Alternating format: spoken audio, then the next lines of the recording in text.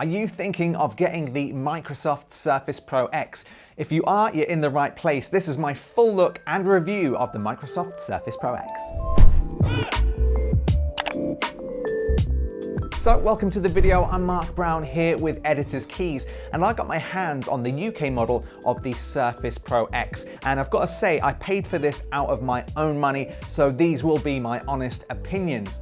I went for the 128GB model with 8GB of RAM, and I also purchased the type cover with the included Surface Pen. So I've always had a soft spot for the Microsoft Surface lineup, but this year that soft spot has got even bigger. I mean, look at this device, it's absolutely beautiful. I'd go as far as saying this is probably the best looking PC you can get on the market right now, and I actually prefer the design to my MacBook Pro. The new design features tiny bezels on the side of the screen which really make the device look great. There is a slightly bigger bezel at the top and bottom of the screen, and the top features the Windows Hello feature. This makes it super fast to log into your device using just your face, and if you've ever used Face ID, it works just like that. I love using it as it makes logging into your PC an absolute breeze. The device is just 7.3mm thin, which is crazy. The iPhone 11 Pro is 8.1mm thin. It weighs just 774 grams and features 2 USB-C ports, a Surface charging port, volume rocker, and a power switch. And that's literally it. Gone is the headphone socket, the micro SD card slot, and the standard USB port. And you know what? I'm fine with that.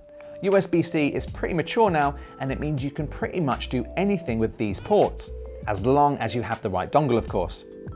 The type cover, which still comes separately unfortunately, is still very good and by far one of the best mobile typing keyboards there is. The key has a really nice travel, and I much prefer typing on this keyboard than those annoying butterfly keys on my MacBook Pro or the iPad Smart keyboard cover. The trackpad is also nice and smooth and has gotten a little bigger too. The pen has been redesigned, and it really reminds me of the carpentry pencils my dad had when I was growing up.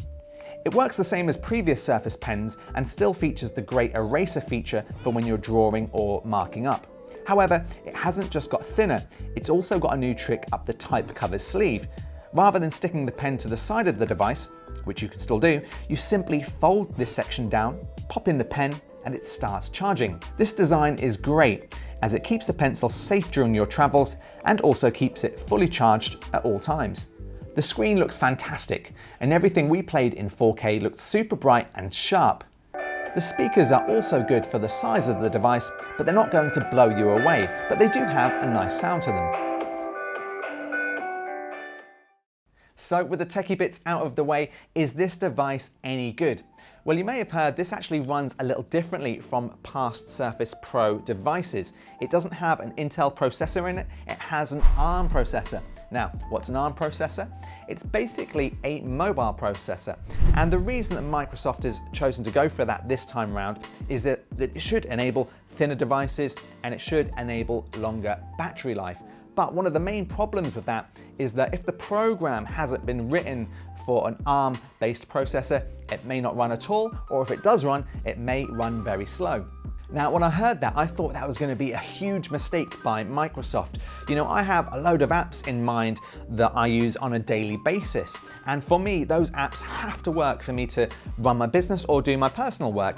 And those apps were things like Google Chrome, Wunderlist, Dropbox, Photoshop, Lightroom, Adobe Premiere, and the Office suite.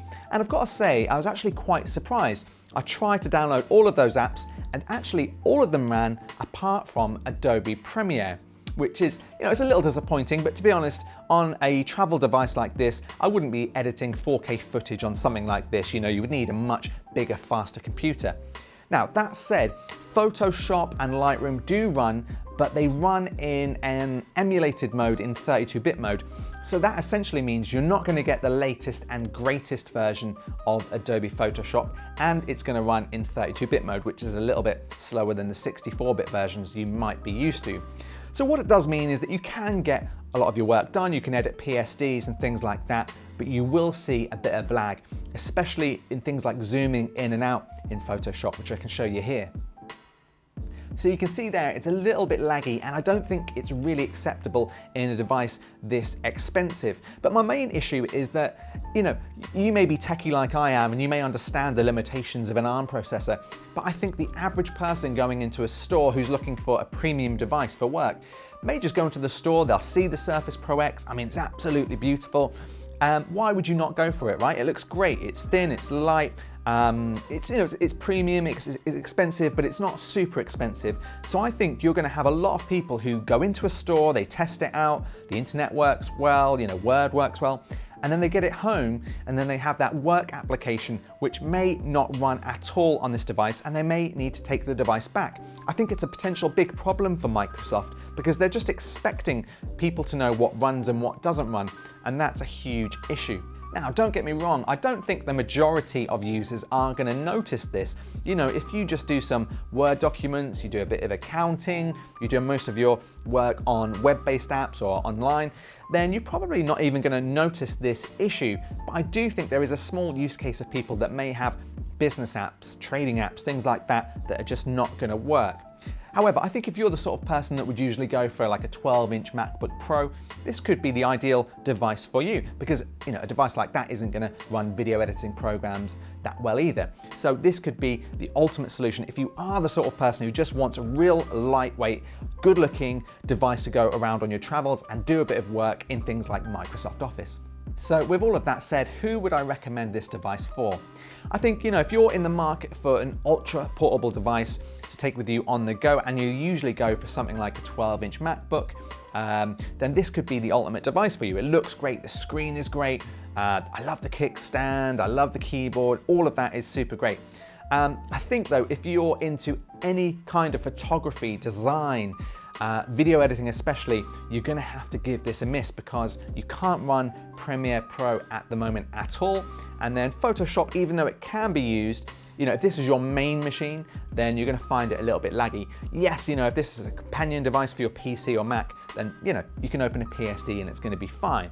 But if you're looking to get this as your main device and you're a photographer, you're a video editor, I'm afraid you're going to have to skip this. Now, I know a lot of you don't like the comparison between this and the iPad, but I think this year it's kind of a fair comparison. They're around the same price. They now both have limitations kind of with processors in a way because they both can't run full desktop programs, all the way through. And the iPad in the past to me was not a productive device at all. I would always recommend the Surface Pro if you needed to do any kind of productivity. But since the launch of iOS 13, you can now connect hard drives, there's now a Files app, and the power of the iPad is pretty impressive. You can actually video edit in 4K on a device like that. So if you can get around not needing to use a mouse, you can still get Microsoft Office, you can do web apps. There's now a full web browser, which kind of emulates the Safari on the desktop. So I think potentially the iPad is even worth considering against the Surface Pro X. It's really up to you. Let me know in the comment section below, what do you think of this device? I think this could potentially be the future for Microsoft. If they can work together with companies like Adobe and they can improve the applications for ARM, I think this could be a fantastic device. I've been playing around with Edge for ARM and that works super fast. So, maybe revisit this in 6 months' time. If Adobe launch some new apps for this, if they rewrite some of the apps like Photoshop and Premiere or Lightroom to work with an ARM device, I actually think this could be the future of Microsoft. But let me know what you think in the comment section below. Thanks for watching, and I'll see you in the next video.